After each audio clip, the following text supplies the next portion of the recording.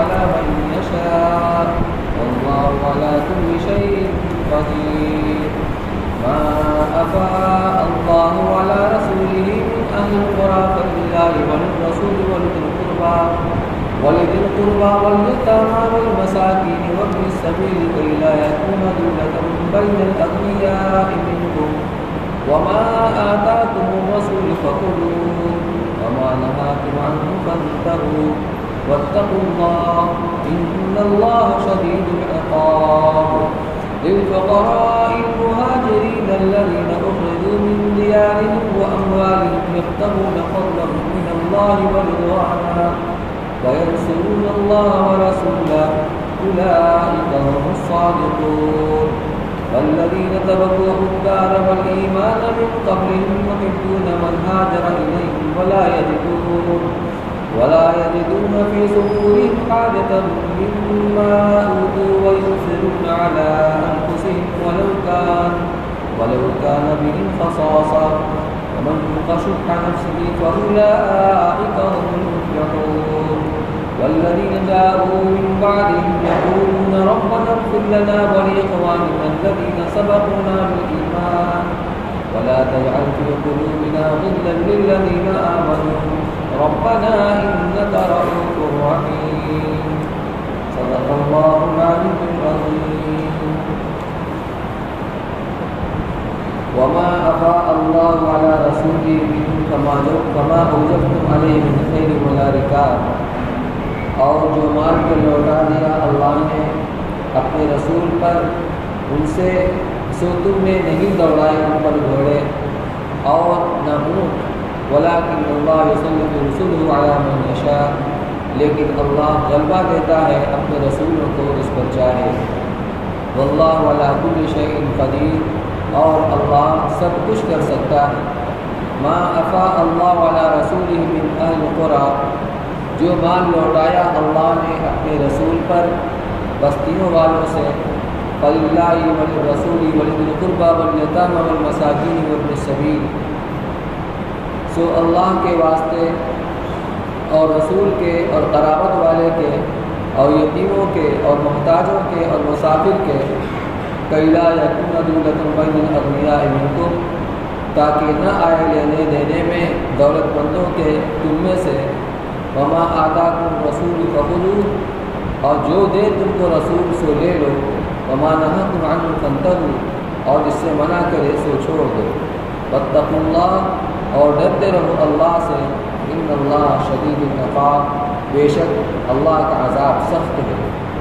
للفقراء المهاجرين الذين أخرجوا من ديارهم وأموالهم يبتغون فضلا من الله ورضوانا واسطے ان مفلسوں وطن چھوڑنے والوں کے جو نکالے ہوئے آئے ہیں اپنے گھروں سے اور اپنے مالوں سے ڈھونڈتے آئے ہیں اللہ کا فضل اور اس کی رضامندی. وینصرون اللہ ورسولہ اور مدد کرنے کو اللہ کی اور اس کے رسول کی. اولئک هم الصادقون وہ لوگ وہی ہیں سچے. والذین تبوؤوا الدار والایمان من قبلہم اور جو لوگ جگہ پکڑ رہے ہیں اس گھر میں اور ایمان میں ان سے پہلے سے یحبون من ہاجر الیہم وہ محبت کرتے ہیں ان سے جو وطن چھوڑ کر آئے ان کے پاس. ولا یجدون فی صدورہم حاجۃ مما اوتوا اور نہیں پاتے اپنے دل میں تنگی اس چیز سے جو ان مہاجرین کو دی جائے. وَيُؤْثِرُونَ عَلَىٰ أَنفُسِهِمْ وَلَوْ كَانَ بِهِمْ خَصَاصَةٌ اور مقدم رکھتے ہیں ان کو اپنی جان سے اور اگرچہ وہ اپنے اوپر فاقہ. وَمَن يُوقَ شُحَّ نَفْسِهِ فَأُولَٰئِكَ هُمُ الْمُفْلِحُونَ اور جو بچایا گیا اپنے جی کے لالچ سے تو وہی لوگ ہیں مراد پانے والے. وَالَّذِينَ جَاءُوا مِن بَعْدِهِمْ اور واسطے ان لوگوں کے جو آئے ان کے بعد یقولون ربنا اغفر لنا ولاخواننا الذین سبقونا بالایمان کہتے ہوئے اے رب بخش ہم کو اور ہمارے بھائیوں کو جو ہم سے پہلے داخل ہوئے ایمان میں. ولا تجعل فی قلوبنا غلا للذین آمنوا ربنا انک رؤوف رحیم اور نہ رکھ ہمارے دلوں پر بیر ایمان والوں کا اے رب تو ہی ہے نرمی والا مہربان. یہ سورہ حشر کی ابتدائی آیتوں کے بعد کی آیتیں ہیں. اوپر کی آیات میں جو بیان ہوا تھا، بنو نذیر جو یہود کا ایک قبیلہ تھا، ان کے ساتھ جو معاملہ ہوا تھا کہ ان کو ملک بدر کیا گیا تھا، اور ان آیات کے اندر ان کے اموال کے ساتھ جو معاملہ ہے ان کے احکامات کا بیان ہو رہا ہے۔ آیات کی تشریح و تفصیل حضرت مفتی محمد شفیع صاحب رحمۃ اللہ علیہ نے اتنے اچھے انداز میں کی ہے کہ مناسب معلوم ہوتا ہے کہ انہی کے الفاظ میں آپ کے سامنے اس کو پیش کر دوں۔ آیت ہے وما افاء اللہ علی رسولہ منہم۔ لفظ افاء فے سے مشتق ہے، جس کے معنی لوٹنے کے ہیں، اسی لیے دوپہر کے بعد جو چیزوں کا سایہ مشرق کی طرف لوٹتا ہے اس کو بھی فے کہا جاتا ہے، یعنی سورج جب طلوع ہوتا ہے تو اس کا سایہ مغرب کی طرف دراز ہوتا ہے، اور جیسے جیسے سورج اوپر اٹھتا چلا جاتا ہے سایہ گھٹتا چلا جاتا ہے۔ پھر ایک وقت آتا ہے جب سورج بالکل درمیان میں ہوتا ہے، جس کو استوا کہتے ہیں، جو اصل مکروہ وقت ہے۔ عوام کے اندر جو مشہور ہے زوال، مکروہ وقت زوال صحیح وقت ہے، مکروہ وقت استوا ہے، جب سورج درمیان میں ہوتا ہے۔ جب درمیان سے سورج جب بجائے مشرق کے مغرب کی طرف ڈھلنا شروع ہوتا ہے تو زوال کے معنی ڈھلنے کے آتے ہیں، اس کو فے کہا جاتا ہے، سایہ اصلی۔ تو فے سے مراد وہ سایہ ہوتا ہے جس کے معنی اسی لیے دوپہر کے بعد جو چیزوں کا سایہ مشرق کی طرف لوٹتا ہے اس کو بھی فے کہا جاتا ہے۔ اموال غنیمت جو کفار سے حاصل ہوتے ہیں ان سب کی اصل حقیقت یہ ہے کہ ان کے باقی ہو جانے کی وجہ سے ان کے اموال بحق سرکار ضبط ہو جاتے ہیں۔ مطلب یہ ہے کہ اللہ تعالیٰ نے دنیا میں انسانوں کو پیدا کیا ہے اپنی عبادت کے لیے، اپنی بندگی کرنے کے لیے، اور اس کے لیے ہر زمانے میں ان کی رہبری رہنمائی کے لیے انبیاء کرام علیہ السلام کو مبعوث فرمایا۔ تو جب یہ انسان دنیا کے یہ انسان جو زہریلے پھوڑے کی طرح سے ہوتے ہیں، جب اللہ کی وحدانیت کو نہیں مانتے اور کفر اور شرک کا راستہ اختیار کرتے ہیں، گویا اللہ سے بغاوت کرتے ہیں، تو اول اللہ تعالیٰ ان کی ہدایت کے لیے اور ان کو سمجھانے کے لیے انبیاء کرام علیہ السلام کو مبعوث فرماتے ہیں۔ اگر وہ مان گئے فبیہا، اگر نہیں مانتے تو جب اسلامی اسٹیٹ قائم ہوتا ہے، مسلمانوں کو غلبہ ہوتا ہے، تو اگر یہ اسلامی اسٹیٹ کے اندر رہتے ہیں اپنے کفر کے ساتھ تو ان سے ٹیکس اور جزیہ لیا جاتا ہے، اور اس کے بدلے میں اسلامی اسٹیٹ ان کی جان و مال کی حفاظت کرتی ہے، وہ اسلام میں غلبوں کو تسلیم کرتے ہیں۔ یا ہے کہ کہیں چڑھائی کی جائے کسی شہر میں کسی ملک میں، اب وہ لوگ ہتھیار ڈال دیں اور صلح کر لیں تو جو ان سے خراج وصول کیا جاتا ہے تو خراج اور جزیہ کے ذریعے سے اسلام میں غلبہ کو تسلیم کرتے ہیں۔ لیکن اگر اس کو بھی تسلیم نہ کریں تو آخری درجہ ہوتا ہے قتال کا اور جہاد کا، تو ان سے مقابلہ ہوتا ہے۔ جب مقابلہ ہوتا ہے تو اس میں جو مسلمان لشکر ہوتا ہے اس کو مشقت بھی اٹھانی پڑتی ہے، مجاہدہ یہ برداشت کرنا پڑتا ہے، قربانی بھی دینی پڑتی ہے جان کی مال کی۔ تو اس لیے جب مشقت اور مجاہدے اور قتال کے بعد جو مال دشمنوں کے ہاتھ سے حاصل ہوتا ہے ملتا ہے وہ مال غنیمت کہلاتا ہے۔ اس کا ضابطہ یہ ہے کہ مال غنیمت کا سب اکٹھا کر کے اس کا 5واں حصہ 1/5 یہ بیت المال کے روانہ کر دیا جاتا ہے، یعنی عوام کی فلاح و بہبود میں اس کا استعمال ہوتا ہے، خرچ ہوتا ہے، غریبوں میں، مسکینوں میں، یتیموں میں وغیرہ وغیرہ۔ اور جو 4 حصہ ہوتا ہے 4/5 یہ مجاہدین کے درمیان میں تقسیم کر دیا جاتا ہے۔ لیکن اگر کوئی ملک یا کوئی علاقہ بغیر لڑے بھیڑے بذریعہ صلح حاصل ہو اور اس میں جو مال حاصل ہو وہ مال فے کہلاتا ہے۔ تو ہر چیز کے حقیقی مالک اللہ تعالیٰ ہیں، لیکن اللہ نے اپنے فضل سے دنیا میں عارضی طور سے کسی کو ملکیت دے رکھی ہے۔ جیسے ہم جو مال کماتے ہیں تو عارضی طور سے ہم اس کے مالک ہیں، مالک وہی ہوگا جس نے اس کو کمایا ہے یا کسی ذریعے سے اس کا مالک ہوا ہے، لیکن حقیقی مالک اللہ ہیں۔ اسی لیے جب وہ انسان مر جاتا ہے تو اس کی وہ ساری ملکیت، چاہے جائیداد ہو، چاہے اس کا مال ہو، یہ سب کی سب بحق سرکار ضبط ہو جاتا ہے، یعنی اللہ ہی کی طرف لوٹ جاتا ہے۔ جب اللہ کی طرف لوٹ جاتا ہے جو اللہ ہی کا تھا، تو اللہ تعالیٰ نے اس مرنے والے کے مال میں یا اس کی جو بھی ملکیت اس کی جائیداد ہے، اس سب کے اندر جو اصحاب الفروض کہلاتے ہیں، جن کو میراث کے اندر حصہ ملتا ہے، ماں باپ ہیں، شوہر بیوی ہے، اولاد ہیں، اللہ نے خود ہی ان کا حصہ مقرر کیا ہے، تو ان کے مقرر کردہ حصوں کے مطابق ان کو دیا جاتا ہے، یا اللہ تعالیٰ اپنی ملکیت کو پھر ان کی طرف لوٹا دیتے ہیں۔ تو اسی طرح سے یہاں جو حقیقی مالک اللہ تعالیٰ تھے، جب دشمنوں نے صلح کر لیا یا وہ مقتول ہوئے، مغلوب ہوئے، تو ان کا جو بھی مال تھا وہ بحق سرکار ضبط ہو جاتا ہے، اللہ کی طرف لوٹ جاتا ہے۔ اس کو مال فے کہتے ہیں۔ مال فے اس کے اندر مجاہدین کا حق نہیں ہوتا، کیونکہ اس کے اندر ان کی کوئی محنت مشقت کا دخل نہیں ہوتا۔ اب قرآن میں اس میں حصہ جو لگایا گیا ہے، یہ یہاں مال فے کا بیان ہو رہا ہے، یہاں مال فے کا بیان ہو رہا ہے، اور سورہ انفال کے اندر مال غنیمت کا بیان ہوا احکام کا، وَاعْلَمُوا أَنَّمَا غَنِمْتُم مِّن شَيْءٍ فَلِلَّهِ وَلِلرَّسُولِ وَلِذِي الْقُرْبَى وَالْيَتَامَى وَالْمَسَاكِينِ، وہی یہاں پر بھی آیت آ رہی ہے۔ تو یہ ہے مال فے۔ تو یہاں یہ بات قابل غور ہے کہ سورہ انفال کی آیت میں جو الفاظ خمس یعنی غنیمت کے متعلق آئے، وہی 5واں حصہ 1/5، تقریباً وہی الفاظ یہاں مال فے کے بارے میں ہیں۔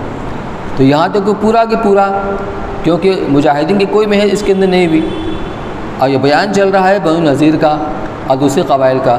تو بنو نذیر مدینہ کی آبادی سے 2 میل کے فاصلے کے اوپر رہتے تھے، تو وہاں مسلمانوں کو پہنچنے میں کوئی مشقت، کوئی دشواری نہیں ہوئی۔ اس کے بعد ان کو قتال نہیں کرنا پڑا، تو جو مال حاصل ہوا وہ مال فے کہلاتا ہے۔ اس مال کے اندر صرف اللہ کے رسول صلی اللہ علیہ وسلم کا حق ہے اور آپ کے قرابت داروں کا۔ اللہ نے آپ کی ثوابدید کے اوپر اس کو چھوڑ دیا کہ اللہ کے رسول صلی اللہ علیہ وسلم جیسے چاہیں تصرف کریں، وہ یا آپ کا حق ہے۔ للہ کا مطلب اس میں اللہ کا حق ہے، تبرکن وہاں اللہ کا نام لیا گیا، اس میں اشارہ اس طرف بھی ہے یہ مال یہ طیب ہے، حلال ہے، پاکیزہ ہے۔ تو اللہ کے رسول صلی اللہ علیہ وسلم کا حق ہے، ان کے قرابت داروں کا اس لیے کہ زکوٰۃ کا مال جو ہے سید کو دینا جائز نہیں ہے، وہ حرام ان کو لینا اور استعمال کرنا، کیونکہ زکوٰۃ کا مال یہ لوگوں کی مال کی میل کچیل ہوا کرتا ہے۔ تو جیسے سونا چاندی جب اس کے اندر کھوٹ ہوتا ہے، میل ہوتا ہے، آگ میں جب گلایا جاتا ہے اور میل کچیل الگ ہو جاتا ہے تو وہ خالص سونا بچتا ہے۔ تو ایسے ہی جب زکوٰۃ کا مال الگ کر دیا جاتا ہے مجموعہ مال میں سے، تو باقی مال پاک اور طیب ہو جاتا ہے، تو گویا کہ مال کا میل کچیل ہے۔ اس لیے سید جو حضور صلی اللہ علیہ وسلم کے گھرانے و خاندان سے ہیں، ان کو یہ مال لینا حلال نہیں ہے، حرام ان کے لیے۔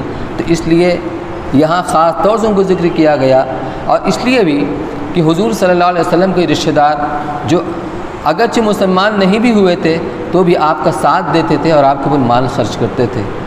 بنو ہاشم ہیں، بنو عبد المطلب ہیں، اور خاص طور سے حضرت علی رضی اللہ عنہ کا خاندان، عقیل ابن ابی طالب، جعفر ابن ابی طالب، عباس ابن عبد المطلب اور حارث ابن عبد المطلب، خاص طور سے یہ خاندان مراد ہیں۔ تو ان دونوں آیتوں میں مال کے حقداروں میں 6 نام ذکر کیے گئے: اللہ، رسول، ذوی القربہ، یتیم، مسکین، مسافر۔ یہ ظاہر ہے کہ اللہ جل شانہ تو دنیا اور آخرت اور تمام مخلوقات کے مالک حقیقی ہے۔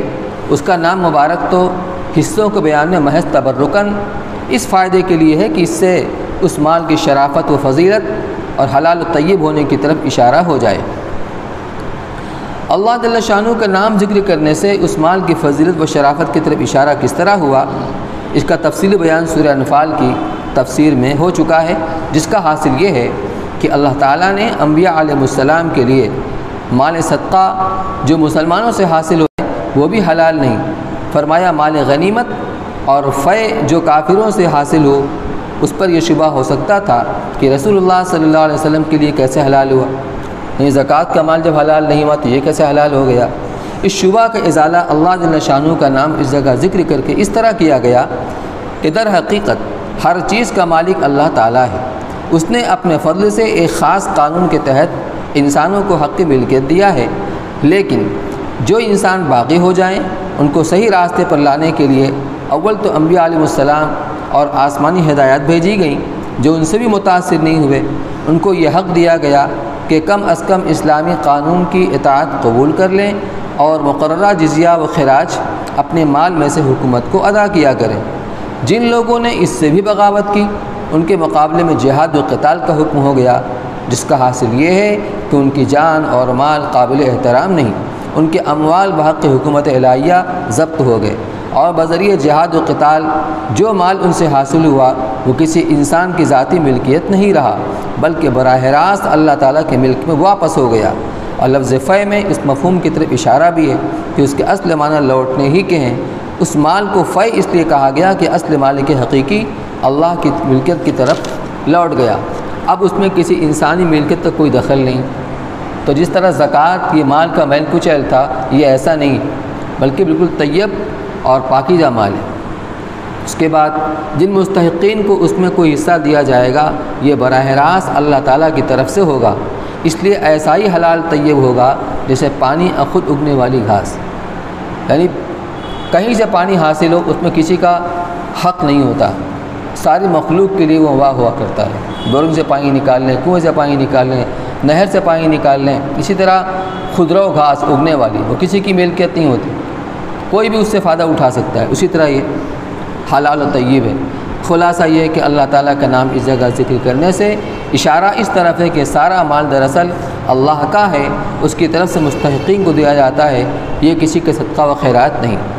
اب مستحقین اور مصارف کل 5 رہ گئے، رسول صلی اللہ علیہ وسلم، ذوی القربہ یعنی رشتہ دار آپ کے، یتیم، مسکین، مسافر، یہی 5 مصارف مال غنیمت کے خمس کے ہیں، یعنی 5واں حصہ کے جو مصارف ہیں وہ بھی یہی ہیں جس کا بیان سورہ انفال میں آیا ہے، اور یہی مصارف مال فے کے ہیں، اور دونوں کا حکم یہ ہے کہ سب اموال در حقیقت رسول اللہ صلی اللہ علیہ وسلم اور آپ کے بعد آپ کے خلفاء کے مکمل اختیار میں ہوتے ہیں۔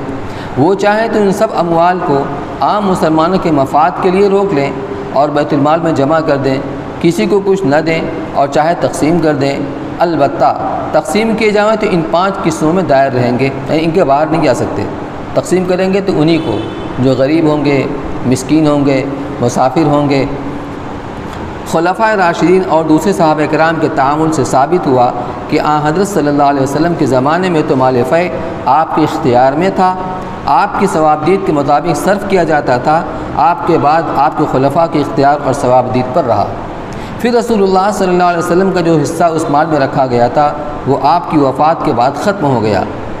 رشتہ داروں کو اس مال میں سے دینے کی 2 وجہ تھی، ایک نصرت رسول یعنی اسلامی کاموں میں رسول اللہ صلی اللہ علیہ وسلم کی مدد کرنا، اس لحاظ سے اغنیاء ذوی القربہ کو بھی اس میں سے حصہ دیا جاتا تھا۔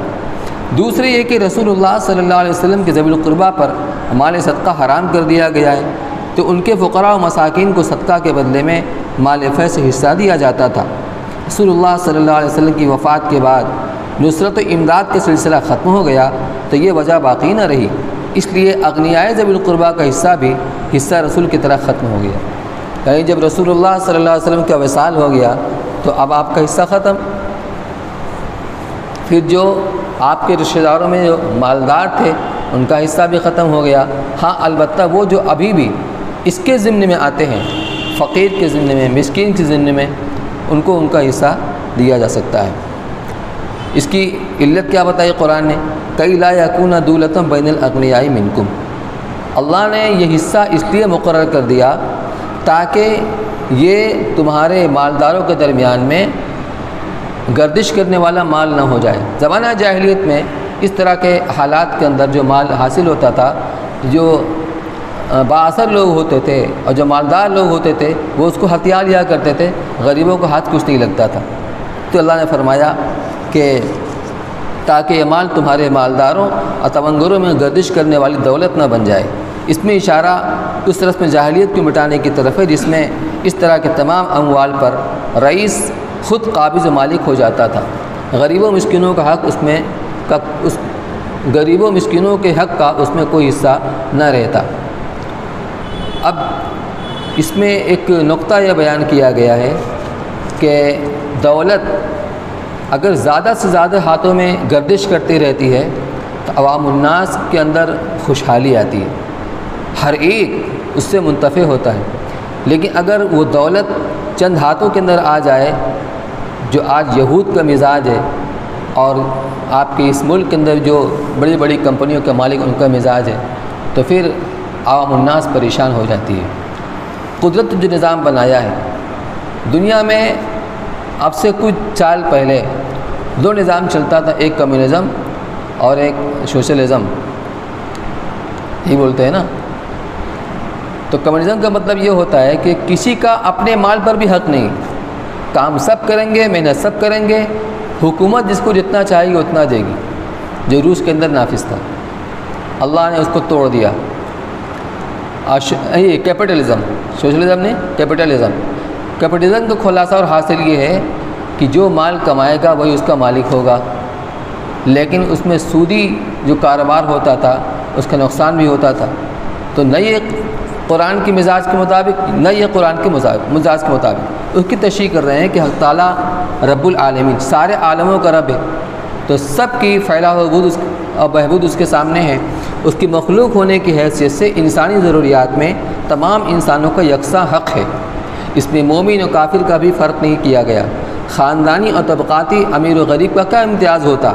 اللہ تعالیٰ نے دنیا میں تقسیم دولت کا بہت بڑا حصہ جو انسان کی فطری اور اصلی ضروریات پر مشتمل ہے، اس کی تقسیم خود اپنے دست قدرت میں رکھ کر اس طرح فرمائی ہے کہ اس سے ہر طبقہ، ہر خطہ، ہر کمزور و قوی یکساں فائدہ اٹھا سکے۔ ایسی اشیاء کو اللہ جل شانہ نے اپنی حکمت بالغہ سے عام انسانی دست و برد اور قبضہ و تسلط سے مافوق بنا دیا ہے کہ کسی کی مجال نہیں کہ اس پر ذاتی قبضہ جما سکے۔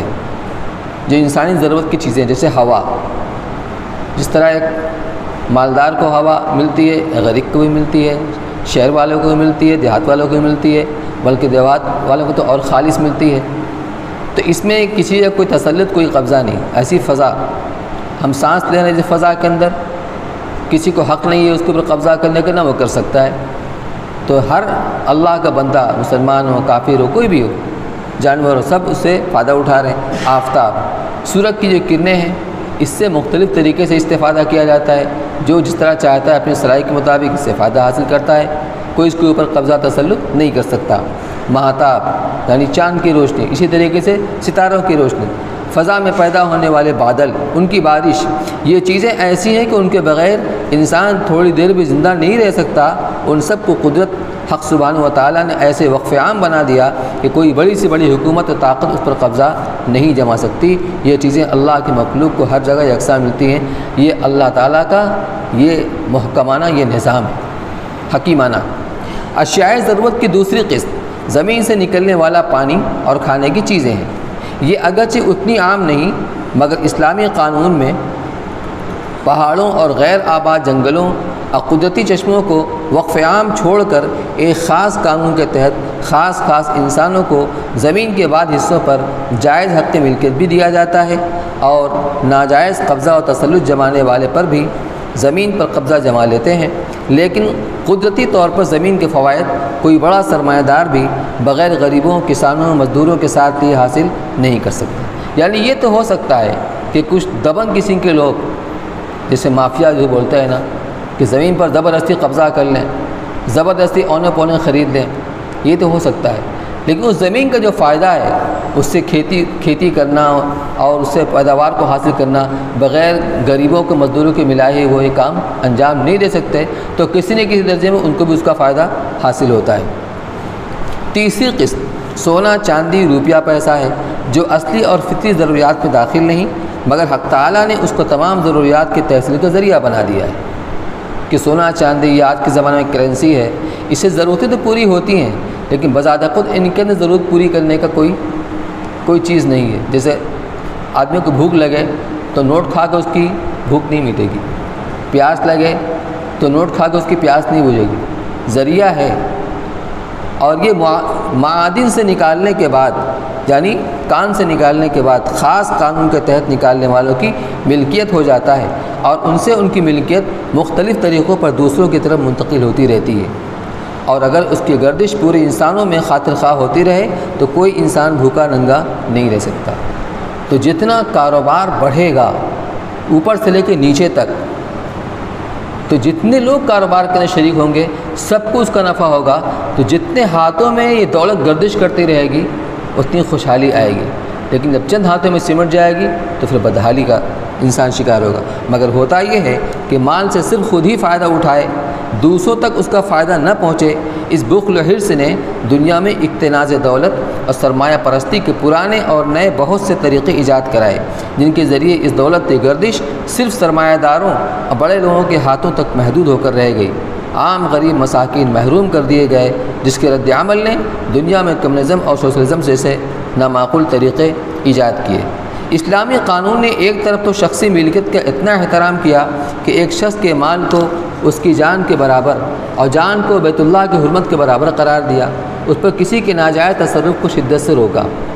یعنی اس کی بھی رعایت کی کہ جو آدمی محنت کر رہا ہے، کما رہا ہے، تو اس کو اس کا مالک گردانا. دوسری طرف جو ہاتھ ناجائز طور پر اس کی طرف بڑھا وہ ہاتھ کاٹ دیا گیا. تیسری طرف ایسے تمام دروازے بند کر دیے کہ قدرتی وسائل سے حاصل ہونے والی چیزوں پر کوئی خاص شخص یا جماعت قبضہ کر کے بیٹھ جائے اور عوام کو محروم کر دے. اس کا کسی کو حق نہیں. کسب و اکتساب کے مروجہ طریقوں میں سود، سٹہ، جوا ایسی چیزیں ہیں کہ ان کے ذریعے دولت سمٹ کر چند افراد اشخاص میں دائر ہو کر رہ جاتی ہیں. ان سب کو سخت حرام قرار دے کر تمام معاملات، تجارت اور کرایہ داری وغیرہ میں ان کی جڑ کاٹ دی. تو تجارت کی فضیلت بیان کی گئی، اور جب صداقت کے ساتھ، امانت داری کے ساتھ تجارت کی جاتی ہے، اس کے فضائل. تو مقصد صرف یہ ہے کہ جب یہ تجارت عام ہوگی اور تمام لوگ اس کے اندر شریک ہوں گے تو ہر ایک کے گھر کے اندر خوشحالی آئے گی. قرآن نے ایسا دستور بنایا ہے، ایسا نظام بنایا ہے.